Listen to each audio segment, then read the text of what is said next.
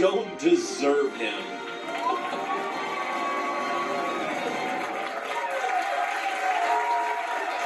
Trump goes to work, imitating a clean and jerk tonight, and we don't deserve him. Donald Trump has proven yet again why he's the funniest man ever. While talking about women's sports, he unveiled a new imitation of a female weightlifter, but not without some hesitation. Should I imitate it? You know, my wife gets very upset when I do this. She said, darling, it's not presidential.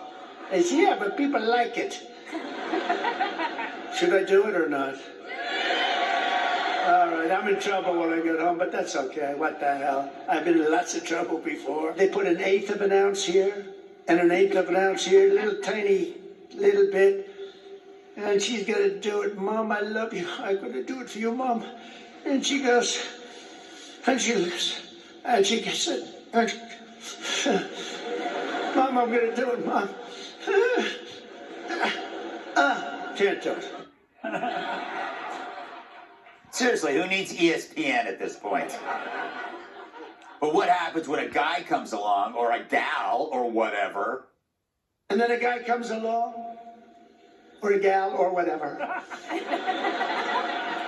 A transitions person comes along.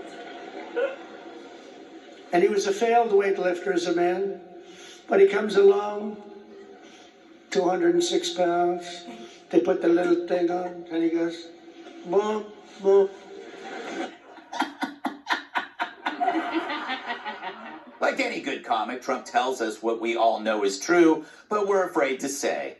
And unlike Bill Clinton, when Trump says, my wife's going to kill me, he doesn't mean it literally. Kennedy, was that presidential? No, but I don't think that's why people voted for him. Yes. You know, it's like they managed Joe Biden as best as they possibly could to make him seem presidential-ish for, you know, a newly embalmed corpse, which I thought was very kind. Yes. No, but that's what people want is we've never, you know, Ronald Reagan every once in a while would make a quip, a joke. And remember he got in trouble, he was testing a microphone, he was like, please tell Russia we're sending the missiles in 5 minutes. People are like, what? He could start a nuclear holocaust. And it's like, that is so incredibly tame to what he does, because he does like entire comedy sets. Like, this was a college graduation. and he turned it into a roast of ideas. Yeah. And at some point, you know, we're going to go back to normal presidents, and we're going to look back at this time in 10 years and be like, God, I miss that. You know what, Hotep? I don't think we can go back. Like, do you see anybody coming up that would actually go, okay, because now he set a different bar. It's not just a high bar, it's a different bar. Can't we just change the Constitution and say he's just the president forever?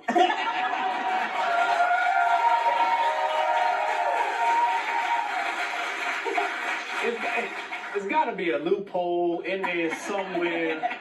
John Quincy Adams something, I don't know. Yeah, I know. But I'm a little bit biased, man. You know, one time I was in Miami. I was walking down the street and I saw this tall little baddie. And she's about 6'8", long legs. So I walked up on her and I said, hey, baby, how you doing? So we get to talking. We just chopping it up. Then I shook her hands. And the hand shook me back. I was like, man, them some big, strong hands. So I asked, I said, are you a man? She got mad. Started cussing me out in the middle of Miami. I was like, oh. So I calmed her down. And the next morning we woke up. Best hand job I ever had.